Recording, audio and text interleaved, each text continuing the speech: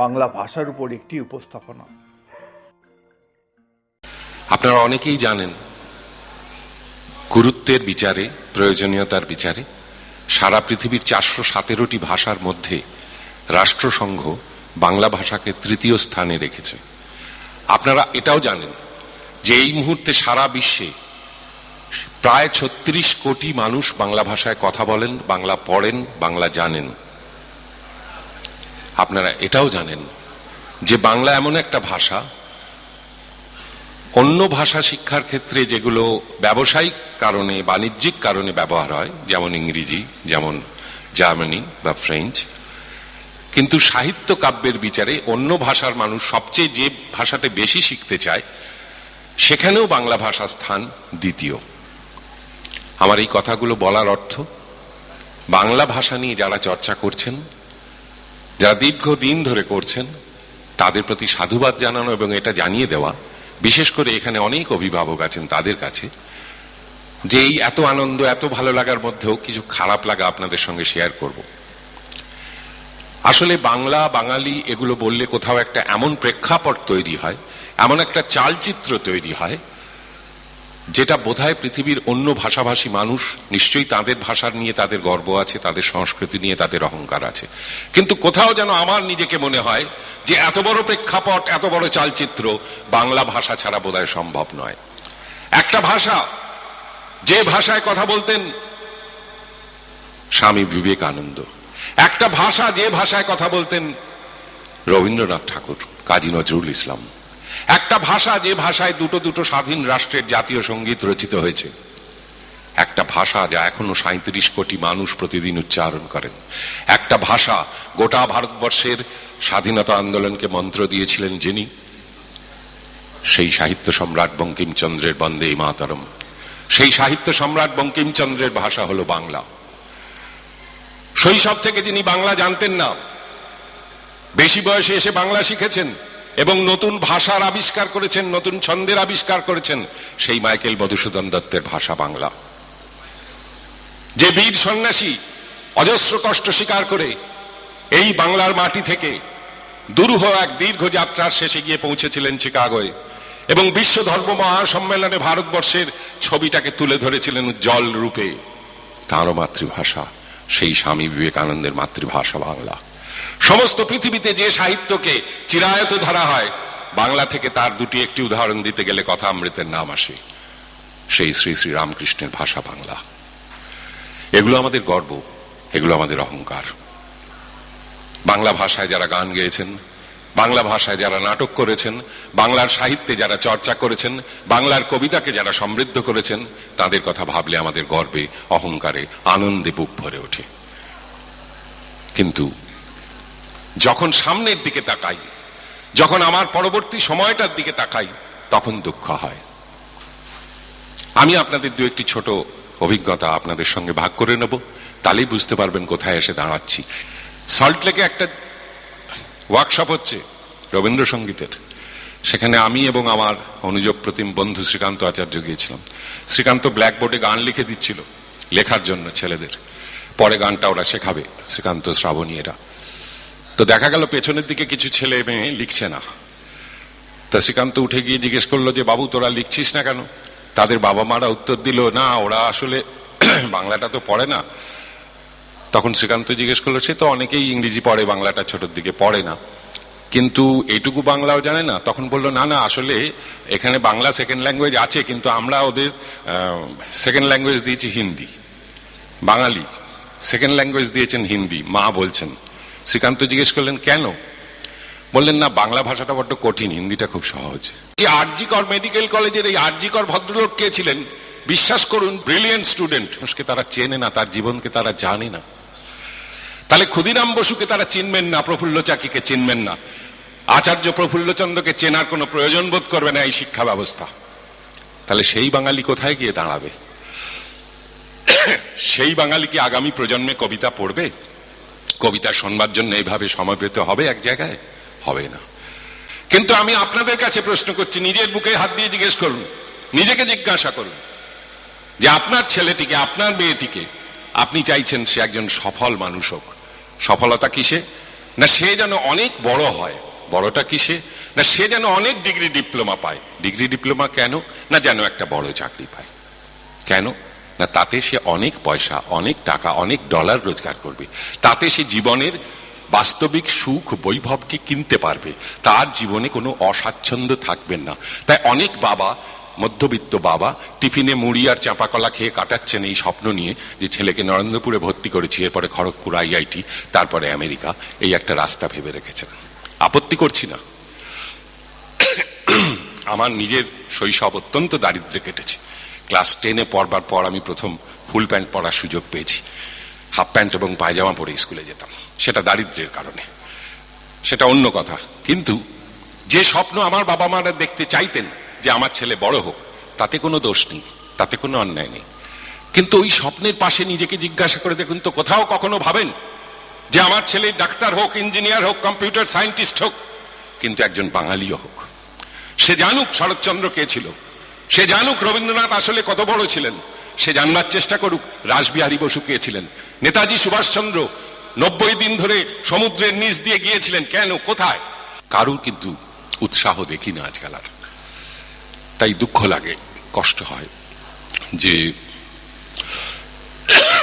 এই যে চর্চা সংস্কৃতি নিয়ে, শিক্ষা নিয়ে, মানুষের ভালো লাগা নিয়ে, ধীরে ধীরে আমাদের অজান্তে সেটা ক্ষীণ হয়ে আসছে।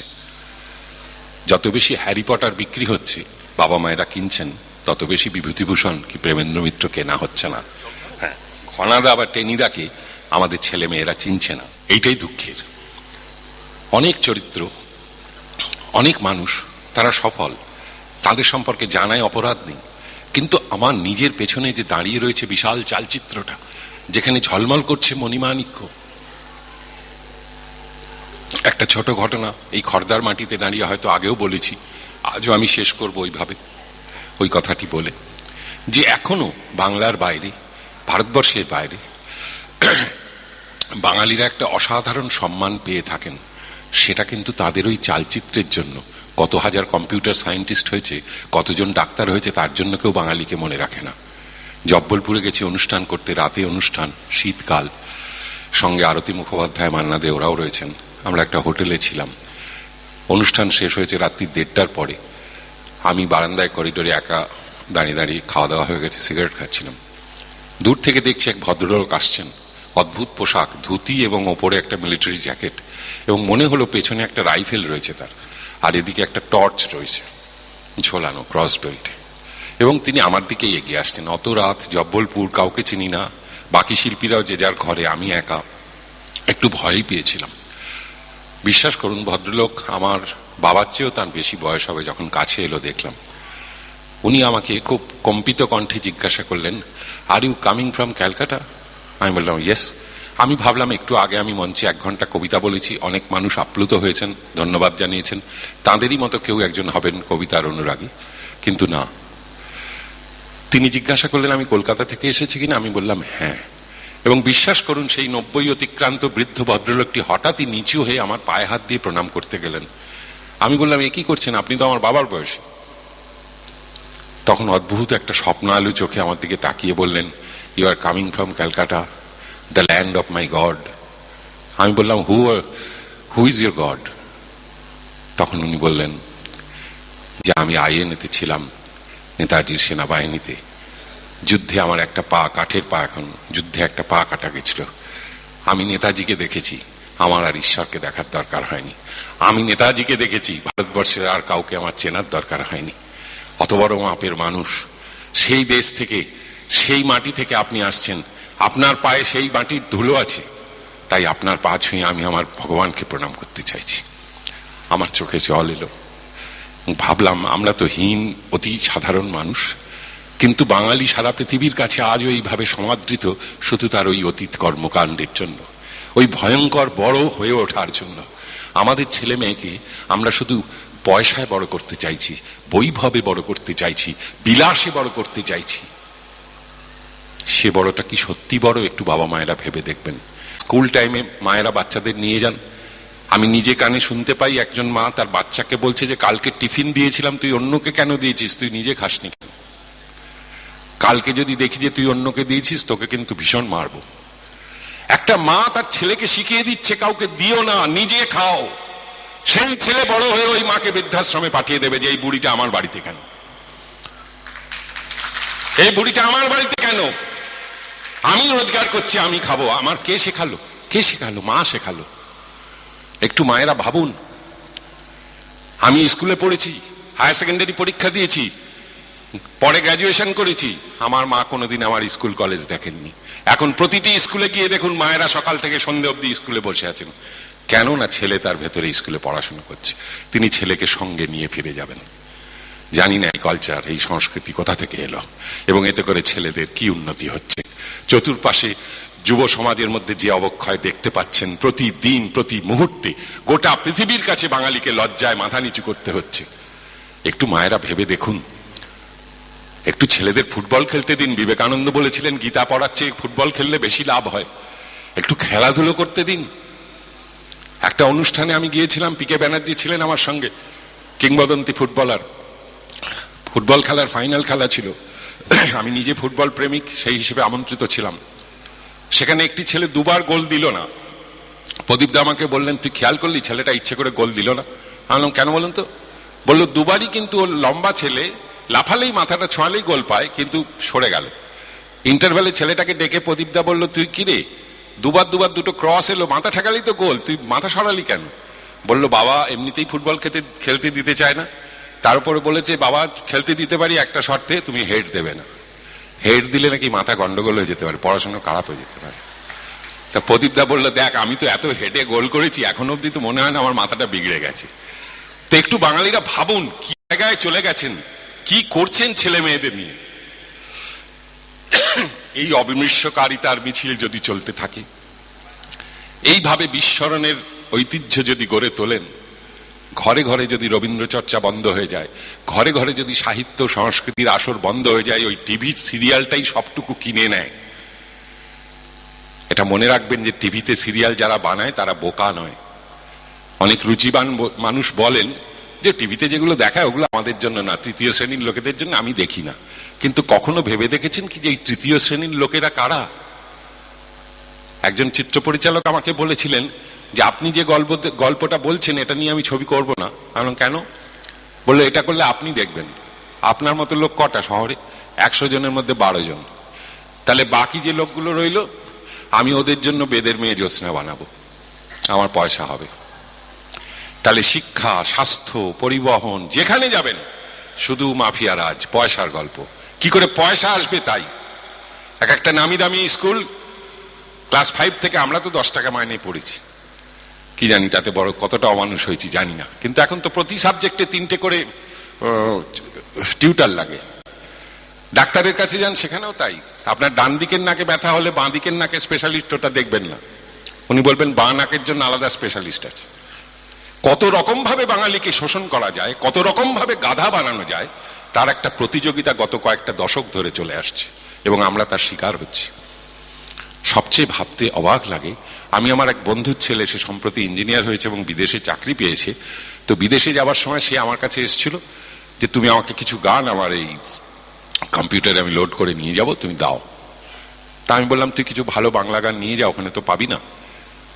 তার উত্তরে আমাকে বললো, হ্যাঁ বাংলা মানে ওই তুমি 2-1টা রবীন্দ্রসঙ্গীত দিতে পারো, আর তোর শোনো তুমি কিছু বরং আমাকে দাও, ফোক গান দাও, ওই বিহার, উত্তরপ্রদেশ ওইসবের। আমি বললাম তুমি বাউল, ভাটিয়ালি? না ওগুলো ভাল লাগে না। এবং অবাক কাণ্ড, আমি বললাম হেমন্ত মুখার্জির কিছু গান নিয়ে যাও, ওখানে অনেক বাঙালি শুনতে চাইবে, তুই শোনাতে পারবি। বললো হেমন্ত মুখার্জি, সন্ধ্যা মুখার্জি, হ্যাঁ এইগুলো হয় না তুমি। আমি বললাম কোনটা গান? বলে ও একটা শোনালো আমাকে, সেটা গান মনে হলো না, মেশিন গান মনে হলো। কবিতা লিখতে গেলে একটা ভালো ঘটনা আমাকে আনন্দ দিল যে বিশাখার মেয়ে, সে এই প্রজন্মের, সেও বাংলা কবিতা লিখছে। এটা বিশাখা এবং তাদের এই পরিমণ্ডলে থাকার ফল যে সে বাংলাকে ছাড়লো না, বাংলাকে ধরলো আরো। আর আমাদের ছেলে মেয়েরা, মায়েরা বলছে যে বাংলাটা বড্ড কঠিন বলে আমি বাঙালির ছেলে, আমার ছেলেকে বা মেয়েকে সেকেন্ড ল্যাঙ্গুয়েজ হিন্দি দিয়েছি, হিন্দিটা সহজ। এই প্রেক্ষাপটে দাঁড়িয়ে এতগুলো কথা বললাম। আজকের অনুষ্ঠান সার্থক হোক, আপনাদের উদ্যোগ এদের পেছনে থাকুক। আমি হয়তো একটু বেশি সময় নিলাম। আসলে এই আক্ষেপের কথাটা, এই দুঃখের কথাটা প্রতিদিন বলতে চাই, কারণ আমি যা লিখেছি সেটা খুব অকিঞ্চিতকর, না থাকলে বাংলা সাহিত্যের কিছু যাবে আসবে না। কিন্তু বাঙালি জয় গোস্বামীকে ভুলে যাবে, শক্তি চট্টোপাধ্যায়কে ভুলে যাবে, বাঙালি বঙ্কিম, শরৎ, রবীন্দ্রনাথ পড়বে না? এইরকম একটা স্থিতি, এইরকম একটা অবস্থান আসতে চলেছে আগামী প্রজন্মের কাছে। একটু মায়েরা ভাবুন, একটু বাবারা ভাবুন। নমস্কার।